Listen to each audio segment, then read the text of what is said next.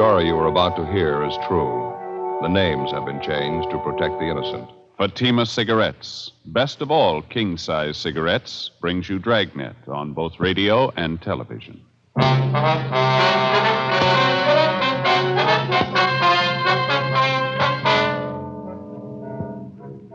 You're a detective sergeant. You're assigned to Personnel Division.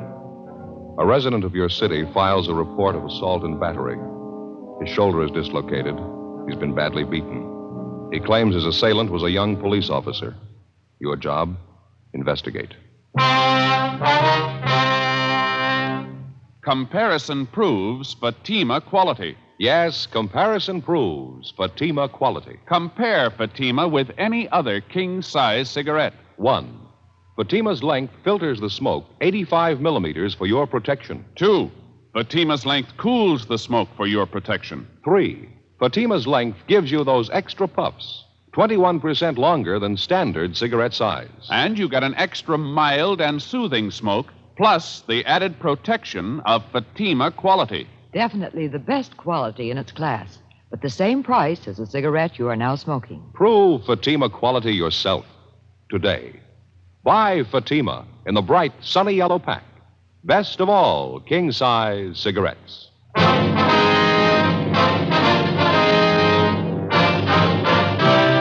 Dragnet, the documented drama of an actual crime. For the next 30 minutes, in cooperation with the Los Angeles Police Department, you will travel step by step on the side of the law through an actual case transcribed from official police files. From beginning to end, from crime to punishment, Dragnet is the story of your police force in action.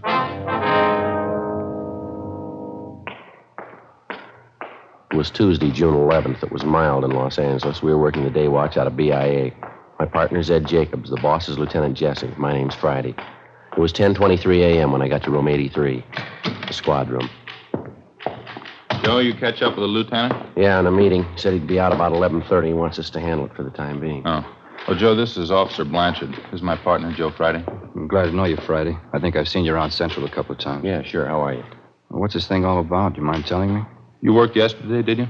Yeah, that's right. My regular beat, South Central area. Anything out of the ordinary happen while you were on duty? No, not much. Made a couple of pinches, that's about all. Pretty quiet otherwise. Did you make one of those arrests at 7928 Cortlandt Avenue? Yeah, that's right. A woman, 2 men, users. All 3 of them were booked in violation of State Narcotics Act. Any of the 3 familiar to you at all, Blanchard? I mean, had you ever seen them before the time you arrested them? No, none of them. I knew the place, though. I've been keeping an eye on it lately. One of those old-fashioned homes converted into a rooming house. Uh-huh. I've been noticing some of the people going in and out of the place. They didn't look too good to me. That's why I say I've been keeping an eye on the house. Now, what's the story on this anyway? You get a kickback on an arrest I made? Well, we'd like to have your version of it first, Blanchard. Exactly what happened? How'd you come to make the pinch? Well, I was walking my regular beat. I think it was about 3:30 yesterday afternoon. I was going along Cortlandt, the 7900 block. A woman came out of the front door and hailed me. She complained about a 507 party in the house a couple doors down the street. And that was at number 7928, the boarding house? Yeah. I checked it out. The party was going on up on the 3rd floor. I went up, found the girl and the 2 men in the room facing on the street. The girl was fixing a pop for herself when I came in. 2 caps of heroin on the table in front of her. Mm-hmm. What'd you do then? I made a grab for the 2 caps. One of the guys beat me to it. He got him, ran to the next room, and tried to flush him down the drain. He didn't quite make it, though. I got one of the caps before he could get rid of it. What'd you do then, Blanchard? Well, I sat the 3 of them down, called into the office. I checked the room over while we were waiting, found 2 more caps of heroin, usual equipment to go with it. When the radio car showed up, the 3 of them were taken downtown to narcotics squad and booked. That's all I can tell you about it. Well, during the time you were waiting there in the room, Blanchard, did you have any trouble with the suspects at all? Well, I got a lot of talk from one of the men, a fellow by the name of Evans. He's supposed to run the boarding house. Claims he didn't have anything to do with it. He didn't know the girl was a hype. You know, the usual stuff. And that was the extent of it? Just talk? Sure, that's all. Why? Well, that's not the story, according to Evans. He had his lawyer bail him out last night. He was in to file charges against you. Huh? What do you mean? Assault and battery. He claims that you worked him over for no reason at all. He says you beat him up and dislocated his shoulder. Oh, he's crazy. He's lying. I didn't work him over. Well, he says he's got witnesses to prove it, Blanchard. The 2 people who were with him, the woman, the other man. He says they'll swear that's what you did. Yeah, but it's not true. They're trying to cook up a frame. I didn't touch any of them. Well, this Evans looked like he's been mussed up. Cuts and bruises all over his face. His shoulder's fairly recent, too. Yeah, I know that, but I didn't do it. He was in the same shape when I found him up in that room yesterday. Matter of fact, I asked him about it. He wouldn't tell me. It's the truth, Sergeant, so help me. All three of them are lying. I didn't beat them up. Well, it's your word against theirs, Blanchard. The facts seem to favor Evans. I don't get this at all. Two of those people are known hypes. They'd swear anything for a free cap. You know that. What good is their word? Maybe no good at all. It's not up to us to decide. Evans filed a complaint. It's our job to follow through.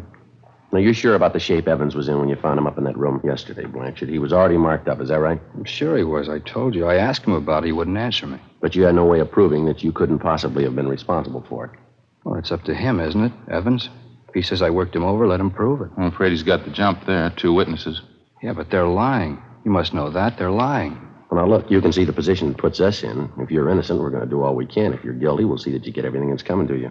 Well, you know it as well as I do, Sergeant. I had no reason to beat him up. I didn't do it. Well, it's not up to us, Blanchard. The court will have to decide. Doesn't make sense. None of it does. There's no other way to handle it. We got 4,500 men in the department. We don't claim they're all saints. Once in a while, one of them turns bad, and all of us get a black eye. You're in a jam, Blanchard. Like anyone else, you'll get a fair trial. Yeah. Well, what happens now? Do I draw suspension? Yeah, that's right. If you're cleared of the charges in court, there'll be a hearing before the board of rights. Am I through right now? We'll have to book you in at the main jail. Case will be presented at the DA's office tomorrow. Doesn't make sense. I had no reason to beat up Evans. No reason at all. You sure of that, are you? What do you mean? Of course I'm sure. Well, Evans claims you did have a reason, a good one. What? Well, he says you handed him a proposition. He wouldn't go for it, so you worked him over. What do you mean? What kind of a The proposition? bad kind. Huh? He says you wanted a payoff. Investigating charges against a police officer involves exactly the same procedure as cases where private citizens are concerned. Prove the suspect innocent or guilty. If Blanchard was innocent, it wasn't going to be an easy job proving it. If he hadn't beat up the complainant, George Evans, and dislocated his shoulder, it seemed the only way out would be to find the man who did. Either that or prove that the two witnesses Evans had come up with were lying. If Blanchard was guilty, if he actually had slugged and beaten Evans, we had to find sufficient evidence and we had to find a motive. 11:10 a.m., Ed and I took Officer Harry Blanchard over to the main jail where he was booked in and lodged in one of the cell blocks. Then we went upstairs to the women's jail where we interviewed one of the witnesses to the alleged beating, an Eleanor Rowland. She'd had previous arrests for vagrancy, grand theft auto, and petty theft, as well as an established reputation as a user of narcotics. She was 23 years old. Yeah, it was terrible. That cop really roughed him up, poor old Evans. Cop didn't have to treat him like that. How long have you known George Evans, Miss Rowland? You old friends? No, I wouldn't say that. I met him a couple weeks ago when I came down from north. San Francisco? Portland. I was visiting up there. I'm a Portland girl originally. Well, how about this other man you were with at the time Officer Blanchard picked you up, this Ray Sherman? He an old friend? Buster, yeah, I've known him a few years. Do you know Evans very well? Yeah, I guess you could say that. Ray's had a room at the boarding house a couple of years. I guess he's good friends with Evans. Say, can I ask you something? Yes, ma'am. You ever work narcotics up in Portland? No, ma'am, never have. Face is familiar. Could have sworn I met you in Portland. Do you want to run over that story again for us, Miss Rowland, about what happened yesterday? Not much to say, just the same as I told you. You usually stay at Evans' rooming house when you're in town, do you? No, it's only the second time I was there. How about George Evans? Was he there at the time? No, not first. Me and Buster had a pop, and then we sat around and talked. Evans came in a little later. Three of us talked. Told me and Buster not to bring any more junk in the house. He didn't want to get into trouble. Then, speak of the devil, a cop walked in. What happened then? Buster grabbed two caps off the table, tried to get rid of them. He only got rid of one, though. The cop got the other one. Well, how'd the argument start? You remember that? Between Evans and the officer, I mean. Well, I was a little high at the time. I don't remember it word for word. Evans said he didn't have anything to do with it, but the cop kept pressing him. He told Evans he'd forget about it if Evans would pay him off. Evans told him no, he wouldn't give him a cent, and then the cop started beating him up. You were in the same room with him all this time? Yeah, Buster and me. We saw it all. Poor old Evans. He really got worked over. Cop didn't have to treat him like that. Say, are you sure you're not from Portland? Yes, ma'am, I'm sure. Now, about how many times would you say the officer hit Evans?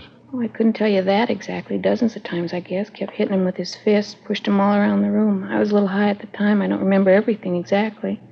Sure could use a booster about now. Are you sure about everything you've told us, Miss Rowland? That's the truth? Yeah, that's right. Some of the details I didn't remember so well. He straightened it out for me, though. He told me just what happened. Who's that? George Evans. 11:50 a.m. Ed and I continued questioning Eleanor Rowland. The more we talked to her, the more we were convinced that at the time of the alleged beating, she was under a heavy dose of narcotics, and that for the most part, she picked up her version of the story from the alleged victim, George Evans. We went down to the second floor of the main jail to one of the interview rooms where we talked to the second witness, Ray Sherman, alias Tom Raymond, alias Buster Raymond. He also had a long record as a user of narcotics. He gave the same general version of the incident as the Rowland girl did, But despite the girl's story, he claimed he was not under the influence of narcotics at the time Officer Blanchard entered the room and made the arrest. Besides that, there were other discrepancies. 1:05 p.m., we had some lunch at the Federal Cafe, and then we drove out to interview the complainant in the case, George Evans. After checking at his rooming house, we finally located him in a neighborhood bowling alley. He was sitting at a bar adjoining the actual playing area, drinking a bottle of beer. Parts of his face and neck were bandaged, and his left shoulder was in a cast. He appeared friendly and cooperative. I kept telling the cop I didn't have any money. Told him I wouldn't give him a payoff even if I did. So he started working you over, that right, Evans? Yes, that's right. I don't have anything against cops normally, but this guy, that's something else. How do you ever get on the force anyway? Had you ever had any contact with Officer Blanchard before yesterday, Evans? Yes, I did, twice before. He came to the house, accused me of running a hideout for thieves, junkies. Tried to get me to pay him off then, too. I wouldn't do it. That's, when was that, Evans? About 6-8 months ago. Yeah, at least that. Well, how is it you didn't report Blanchard then? Well, I wouldn't cause any trouble, get mixed up in a law case. I figured I could take care of him myself. But after that going over yesterday, that was enough for me. I don't understand how the guy ever made the force to begin with. What's the matter? That shoulder of mine, he really tore it apart. How'd you spend your time yesterday, Evans? Do you mind telling us? No, I don't mind. I slept till about 12:30, 1 o'clock. Had a little bit of a hangover. Then I got up and made some breakfast and read the paper. That's about size of it. You mean you were in your room all day up to the time you went down the hall to Ray Sherman's room? That's right. Ray was there with this girlfriend of his, Eleanor. I didn't know she was a hype. That's the truth. Ray should have known better having her there. I don't like the kind of stuff going on around my place. Now, we've checked you through the record bureau, Evans. There's been 3 or 4 similar cases at your places the last few years, hasn't there? A couple, yeah. It's a real problem. I don't know how you keep them out. Whole neighborhood around here, you know. Pretty hard to stop it, I guess. We understand you were in the room there while the girl helped herself to a fix. Is that right? No, I wasn't in the room when she took the fix. I got there a couple minutes after. I didn't even know what was going on. You can ask Ray Sherman, the girl, too. They'll tell you I wasn't there. Well, that's something else we wanted to ask you about. Sherman and the girl don't seem too sure of their stories. Can you straighten us out there? How do you mean? Well, Sherman tells us one thing, the girl tells us something else. Can't seem to get together. Yeah, but I told him. You told him what, Evans? Well, nothing. I told him to tell the truth, that's all. That stupid Ray. He doesn't know half the time what he's doing. Well, that doesn't make him much of a witness then, does it? Well, what do you mean? He was there when that cop slugged me, beat me up. He could see that much. Well, that's just it. We're not sure he did. Huh? The girl says Blanchard worked you over in the living room there. Sherman says Blanchard took you out in the kitchen and beat you up. Now, which is it? I think I'm beginning to get the pitch. How's that? You're out to cover up for that cop. Is that it? Take care of your own? We're assigned to investigate this thing, Evans, just like any other criminal case. Blanchard's not getting any more of a break than any other suspect would. Yeah, sure. We still haven't answered our question. Where did it happen, living room or kitchen? The interview's all over, Sergeant. I got the pitch. You can take this back to your office. I'm going to get that cop convicted. If it's the last thing I do, you can count on that. What's the matter, Evans? All we did was ask you a simple question. Don't try to kid me, Sergeant. I got the angle. You're trying for a cover-up. Okay, go ahead and try. Now, look, why don't you snap out of it, mister? Nobody's trying to cover up unless it's you. Sherman and the girl are your witnesses. Some of the points of their stories don't check out. We want to clear them up. Does that sound unreasonable? I told you, Sergeant, it's no use. I got your angle. Answer me one more thing, Evans. You're on your own. I'm telling you nothing. Who was the doctor that treated you after you were beaten up?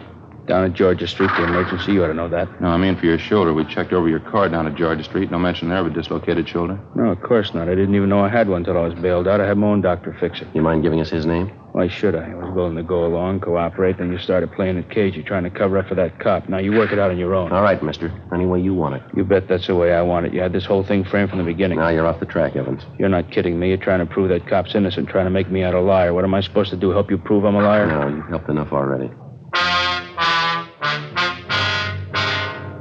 Ed and I double-checked through Officer Blanchard's departmental record. It showed that Blanchard had been working his present beat for a little more than 4 months. Evans had told us that Blanchard allegedly had solicited payoffs from him at least 6 to 8 months before. The following day, Ed and I made further inquiries in the neighborhood of Evans' rooming house and also among his friends and associates. For one thing, we found out that Evans had not spent the entire morning and early afternoon in the house. He'd been seen leaving his place by several neighbors at about 10 a.m. Through one of his contacts, we got the address of an ex-wife, since remarried, a Marie Evans Zarconi. We located her in a small apartment in the East Wilshire district, a small brunette woman about 35. Now, you tell us she used to be married to Evans. Yeah, that's right. Well, what kind of business was Evans in when you were married to him, ma'am? Well, he had that rooming house over on Cortland Yes, Avenue. ma'am, we know about that. Was there anything else? What's the matter, anyway? Just a routine investigation. We'd like to have as much background on him as you can remember. Are you on fairly good terms with Evans now? No, I haven't seen him since we split up. About a year and a half ago, I think.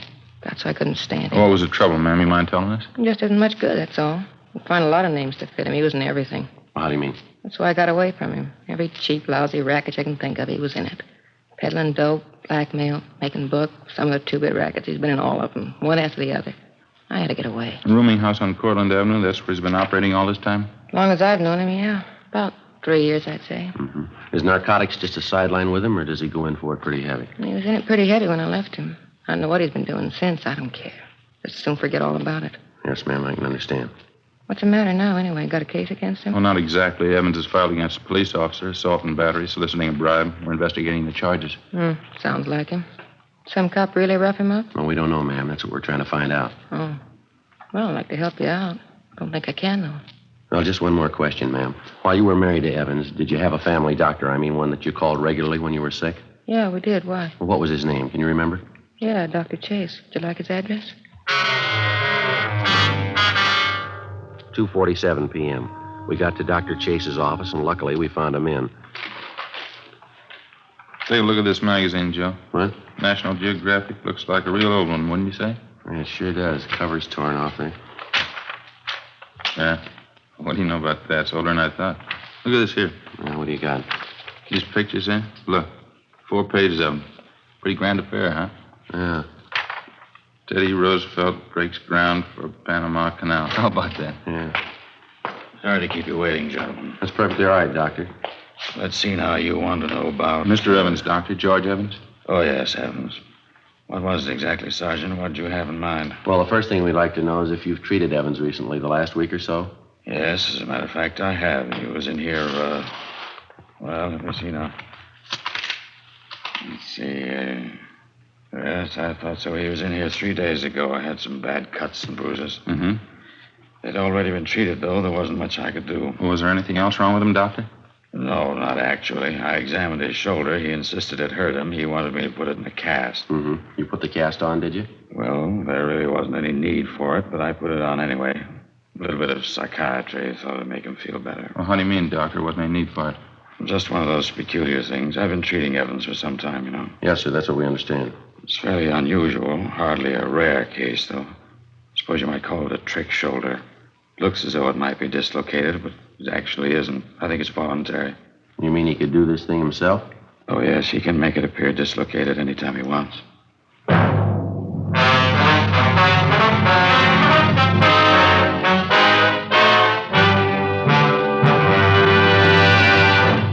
You are listening to Dragnet, authentic stories of your police force in action. Fatima, America's first largest-selling blended cigarette.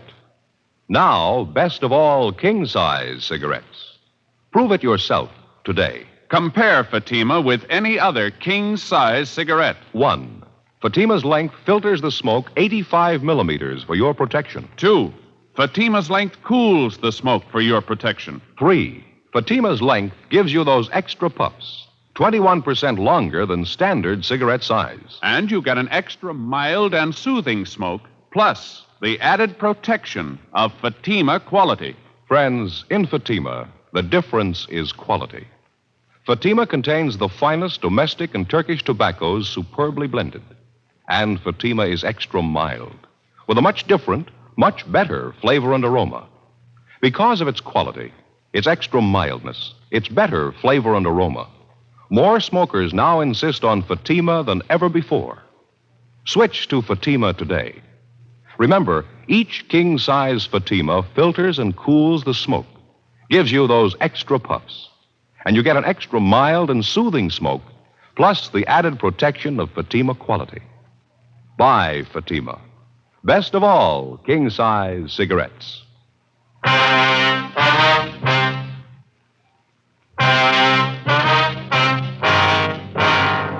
Saturday, June 15th, 10 a.m. The investigation continued. Meantime, the newspapers were still making front-page material out of the story.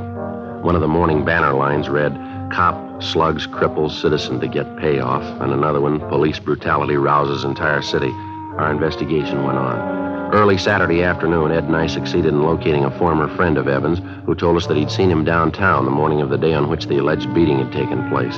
The same time Evans had told us he was in bed nursing a hangover. The former friend, a Fred Werner, said Evans was in the company of 2 known gamblers, Carl Sweetser and Stanley Parrish. He told us that he'd spotted the 3 of them together at about 11:45 a.m. We questioned Sweetser and Parrish, but they refused to tell us anything. They admitted that they were acquainted with Evans, but they knew nothing about the beating he'd received. We continued making the rounds. 5:30 p.m. We dropped to the main jail and questioned Evans' two witnesses again, Ray Sherman and Eleanor Rowland. We got the same stories as before. 6:18 p.m. We got back to the city hall. Long stretch, huh? Sure be glad to get home. Yeah, not a bad day, though. We had fair luck, didn't I we? suppose so. It could always be better. Sure like to get the straight story one way or the other. You want to check the book, Ed, see if we got anything? Yeah, okay. No, not much, Joe. Call from a Tom Donnelly, you know him? Donnelly? No, that doesn't sound too familiar to me. I got it. Personnel Jacobs. How's that? No, afraid he's gone for the night. Yeah, huh? No, I'm sorry. I wouldn't know. All right, thank you. There's another message here for us, Joe, in the book. Yeah? From Blanchard's wife again. I'm getting to feel pretty silly about it, telling her the same thing night after night. Why don't you call her tonight? Well, you've been doing all right. Why give up now? Personnel, Friday. Yeah. What was that? Mm-hmm. Your name? Yeah, okay. Uh-huh. 10 o'clock tonight? All right, that's fine. That's so. Sure. Yeah, we'll meet you. Okay. 10 o'clock. Yeah, fine. Bye. Sounds pretty good. Who was it? Guy by the name of Martin Kimbrough says he knows George Evans. He wants to talk to us tonight. What's the pitch? I don't know. Might be straight, might not. What'd he say? About Evans being worked over, he claims he knows all about it. Yeah? He says Blanchard couldn't possibly have done it.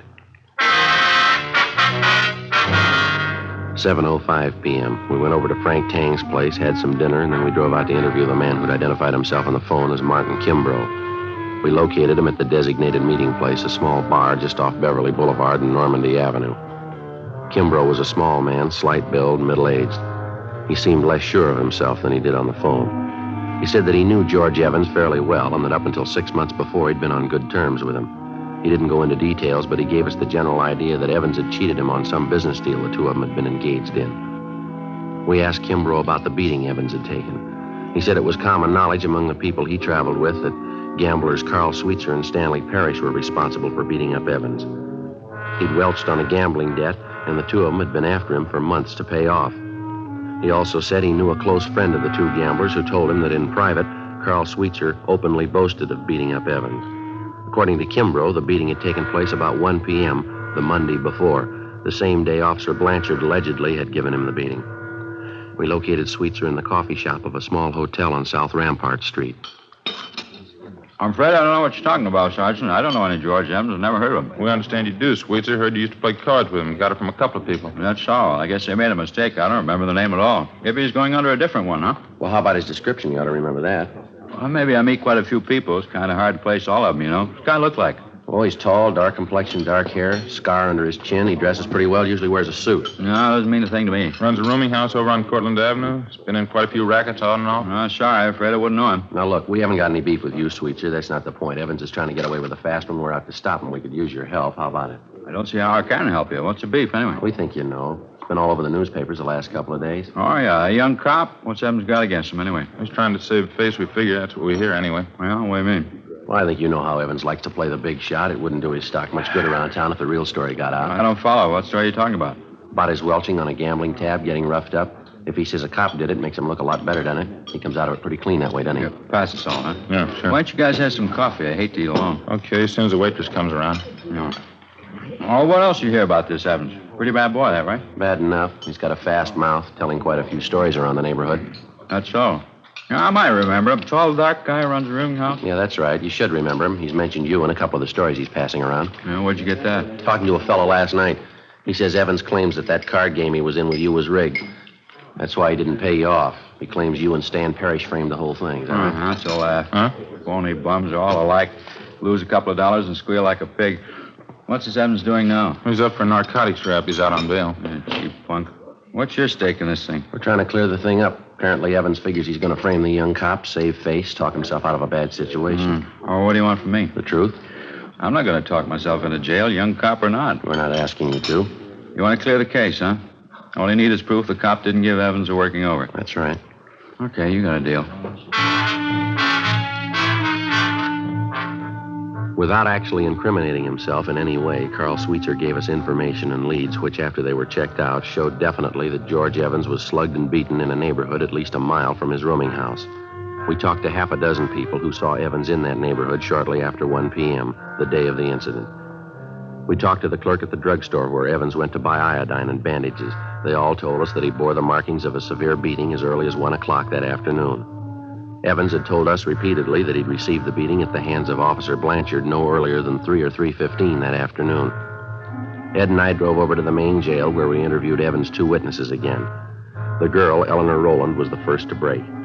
She admitted that Evans had promised both her and her friend, Ray Sherman, $50 apiece if they would go along with him in his plan to frame Officer Blanchard for assault and battery and soliciting a bribe. After an hour of questioning, Sherman admitted the same thing. We had a stenographer take their statements. 4:50 p.m., Ed and I got in the car and drove out to the rooming house on Cortlandt Avenue. Yeah? Oh, how are you, Sergeant? You want to get your coat, Evans? Like to see you downtown. What for? What's it about? Filing a false report. You know the story. What are you talking about? What do you mean a false report? You've been checked out all over town, Evans. Your doctor, your ex-wife, your gambling friends. We talked to them all. So what? What's that prove anyway? Proves you were lying, mister. That young officer, Blanchard, he didn't beat you up. There's nothing wrong with your shoulder either. Dr. Chase will vouch for that. Look, I don't care what he says. I don't care what any of them say. I got my case against that cop. I'm sticking with it. You're not going to talk me Why out don't of you it. give it up, Evans? We had a talk with Carl Sweetser. What did he tell you? Enough to convince us you're trying to frame Blanchard. We've got statements from people who saw you before you got back home Monday afternoon. They say you were mussed up then. That was at 1 o'clock in the afternoon. You've been telling us Blanchard wasn't at your place till 3 o'clock. Now, how do you explain that? Well, I don't know. Maybe I didn't have the time right. My watch could have been off. Doesn't make any difference anyway. It's going to make a lot of difference. How about getting your coat? I'm going to call my lawyer first. That isn't going to do much good. We've got statements from your 2 witnesses, Ray Sherman and the girl. They've admitted the whole thing. Now, you haven't got much of a case left. I don't care what they say. They're lying. Both of them. They're lying. You ought to know, mister. What? You taught them how.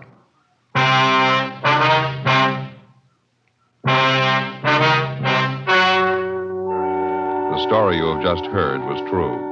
The names were changed to protect the innocent. On September 2nd, trial was held in Superior Court, Department 89, City and County of Los Angeles, State of California. In a moment, the results of that trial. And now, here is our star, Jack Webb. Thank you, George Fenneman. Friends, I sincerely want you to smoke Fatima and prove Fatima quality. You know, we have a lot of confidence in our king-size cigarette. Enough confidence to make you this money-back guarantee. Buy a pack of Fatimas. Compare them with any other king-size cigarette. If you're not convinced Fatima is better, just return the pack and the unsmoked Fatimas by August 1st, 1952, and we'll give you your money back plus postage. Fatima, Box 37, New York 1. Buy Fatima. Best of all, king-size cigarettes.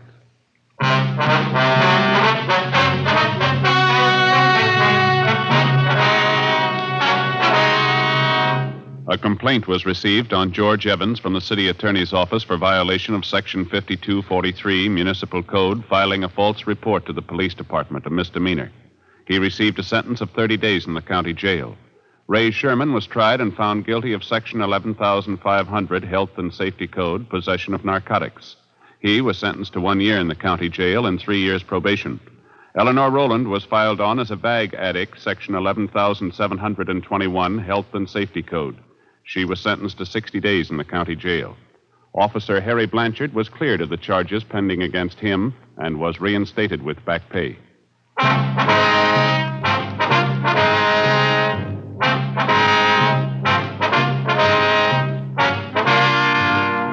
You have just heard Dragnet, a series of authentic cases from official files.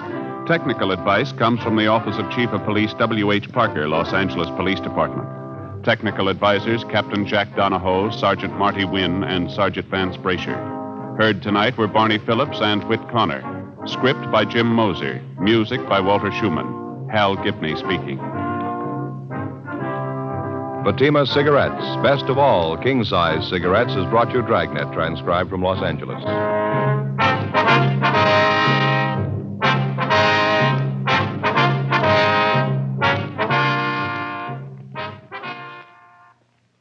Now it's Counter Spy on NBC.